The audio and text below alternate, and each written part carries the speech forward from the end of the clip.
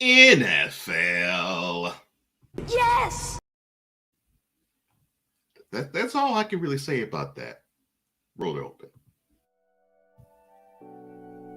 Go Sports presents on the daily.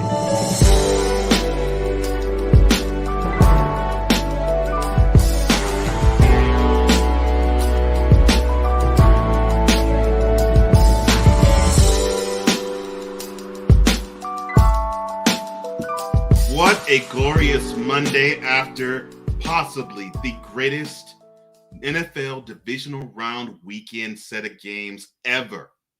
And I know we're talking about 100 years of NFL play ever that's ever been displayed. Cole Johnson's here on the Daily. It's on tap, presented by Cole Sports. Of course, this is Monday.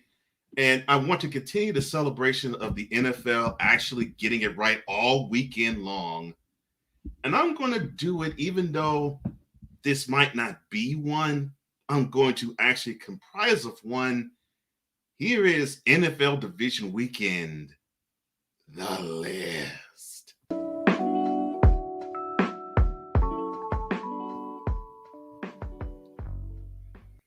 And this is going to be absolutely simple. Each category basically is going to be sub-list category. It's basically going to be somewhat of a recap of the games that has taken place over Saturday and Sunday. And we will definitely start with the very first game. That would be the Titans hosting the Bengals. Now, coming into the game, the Titans were licking their wounds a bit because they staggered. I won't say stumbled. They staggered their way to a bye. They staggered their way into the number one overall seed in the AFC. And let me be completely frank. The Titans are the type of team where you need for them, just off the bat, you need for them to continuously keep playing because they get motivated to me on anger, on angst. And I think they need to have that motor continuously run. To actually have them stop for a week, I think hurts them, at least the way the coach of the team, Mike Vrabel, coaches them.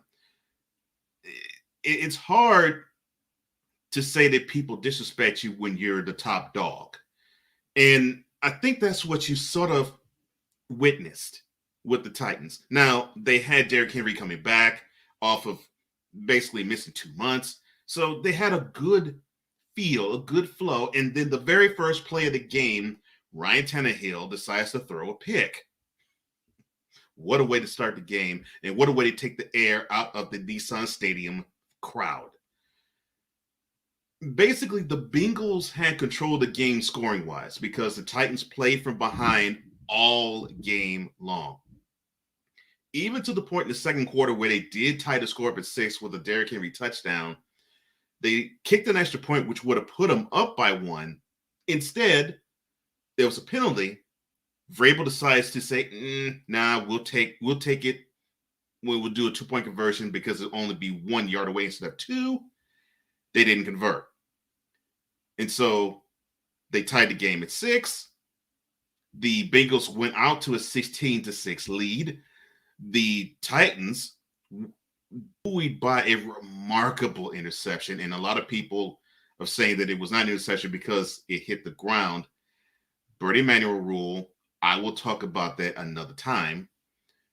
They were buoyed by the interception because soon thereafter, a bullet pass from Ryan Tannehill into the left arm of A.J. Brown while he was backing his way up in the end zone. Wonderful catch. Probably one of the best catches I've seen this year. Knotted the score at 16 at the end of the third. So we were in for a good matchup, seemingly, and a good finish. And we did get a good finish. Each defense basically stepped up in their own way because the Titans notched 9 sacks against that offensive line with the Bengals, which is absolutely hideous and tremendously flawed. The Titans offense couldn't do anything because they couldn't get the ground game going. Mr. Vrabel, Dante Foreman was running all over the Bengals. You should have used him more. But I digress. But basically, the game ended with an INT, the third of the game from this man, from Mr. Tannehill, and a 20-yard out route from Joe Burrow, the quarterback of the Bengals, to Jamar Chase, paced the field goal to end the game. 1916 was the final score, and the Bengals advanced to the AFC Championship for the first time in 33 years, and also notched their very first, and I can't believe this, they've been a franchise for 54 years. This is their first road playoff victory in their franchise. Remarkable year that this team has had because they have done a couple of firsts already, and they're young. And that's the scariest part of it all. I will talk about who the Bengals will play later in this list. Now we'll go to the second list thing, which would be the 49ers and the Packers. This was straight up a defensive matchup, a defensive style of game, and the temperature, and then later on the weather, and I mean the inclement weather, dictated such. Now, you thought the Packers were actually going to come and pack a wallop, because I thought that if they stood a chance to win, they had to basically treat the 49ers like a bully, punch them in the mouth first, and continue to punch them in the mouth. The first drive did that. They scored. And midway through the first quarter, 7-0. Everything was fine. But the game was 7-0 for the whole first half and into the third quarter. The Packers could have put them up 10-0, but the first of 4 big-time miscues by the Packers special teams eliminated that. Then the second happened, where you had Deebo Samuel return a kick to midfield.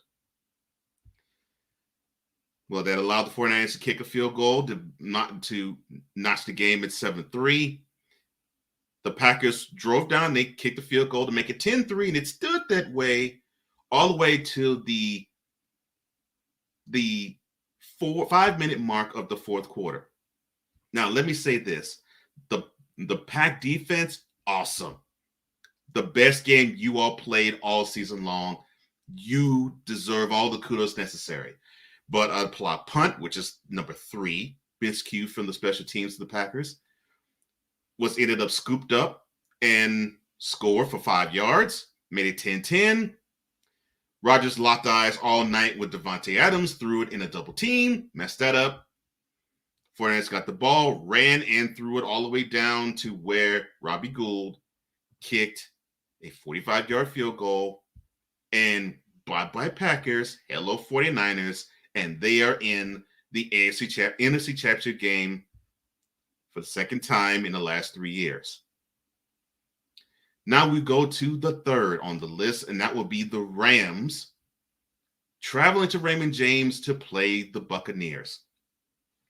And the Rams played a game against the Cardinals the week before that I didn't recognize that team. They ran the ball 38 times, and Stafford only threw the ball 17 times. I didn't recognize that team. But the team I saw in Raymond James, I recognized a whole lot more. They were ready to throw. They threw it often. They threw it a lot. They threw it too much for my liking, although Stafford ended up having over 350 yards in the game. And they paced themselves out to a 23 lead at the half, 27-3 midway through the third. And it looked like it was going to be a laugher. The Bucs at the end of the third quarter kicked the field goal, made 27-6. A strip sack fumble by Von Miller on Tom Brady at the beginning of the fourth, at about their 20. Almost was the death knell, except the very next play, Stafford had to look at the ball sail over his head because the snap went 30 yards downfield. The Bucs recovered it, and the comeback was on. So 27-6 went to 27-13. 27-13 with a beautiful pass, 50 yards from Brady to Evans, went from 27-13 to 27-20. And then a fumble by Akers at their, 25-30. started that drive, and that drive was culminated by a Leonard Fournette run from about 10 yards out, making it 27 apiece with 1 minute to go. The Bucs decided to go cover zero, and the next thing you know, Stafford to Kupp ended that game. Kupp got tackled at the Bucs 15. Field goal was made from 30 yards, and the Rams now will go on to the NFC Championship game where they will host the 49ers. The third matchup this year and their second matchup in 3 weeks. I'll talk about who will win a little later in the 2-minute warning this week. But all of those games, all of them, as you noticed, ended by game-winning field goals by the road team. All of them, except the last one. But it also ended in walk-off fashion. I'm talking about the Bills and the Chiefs. Now, each team got off what they needed to get off in the first half. The offense represented well on both teams. Defense did their thing also. The game was tied at 14 at the half. It was 23 to 14 early in the fourth quarter with Chiefs when the Bills decided to, get on their game and come back. So they knocked it down to 26-21.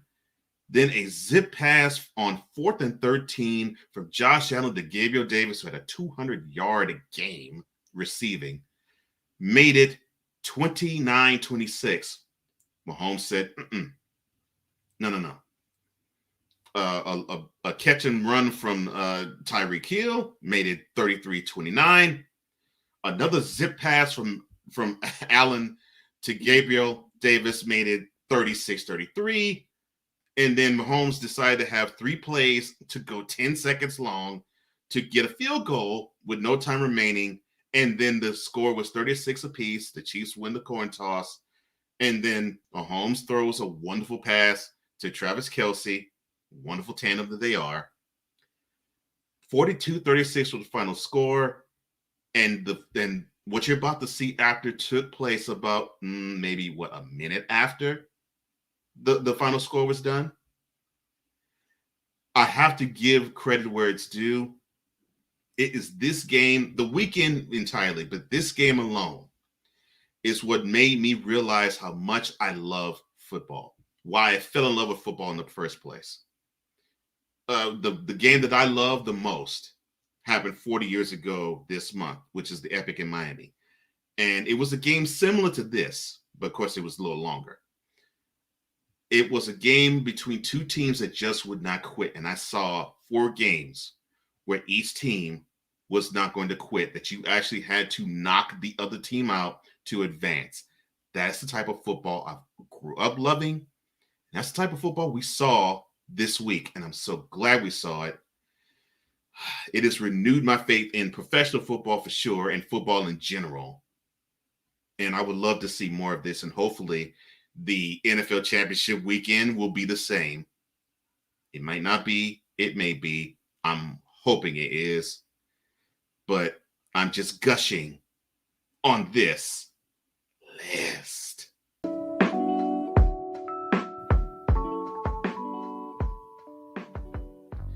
Now, I want to hear what you have to say. Do you think this was the best weekend that the NFL put together in playoff history, or do you think there was another year?